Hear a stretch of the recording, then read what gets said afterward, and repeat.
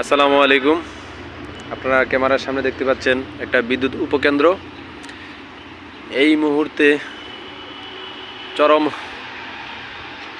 তাপদাহ চলছে, এই জন্য বিদ্যুতের অত্যাধিক পরিমাণে লোডশেডিং হচ্ছে। এই উপকেন্দ্র দেখতে পাচ্ছেন, এখানে বর্তমানে চাহিদা প্রায় 8 থেকে 9 মেগাওয়াট। সেই বিপরীতে আমার বরাদ্দ হলো 3 এবং 2 5 মেগাওয়াট, মানে 3 মেগাওয়াট লোডশেডিং করতে হচ্ছে। তা এই লোডশেডিং করতে গিয়ে একটা বন্ধ করে একটা চালু করা হচ্ছে। 1 ঘন্টা পর পরেই ফিডার অপারেট করতে হচ্ছে। এজন্য চরম গ্রাহক ভোগান্তি হচ্ছে। উৎপাদন তুলনায় আসলে চাহিদা বেশি। এই তাপদাহর কারণে এই লোডশেডিং বেড়ে গেছে। ধন্যবাদ সবাইকে।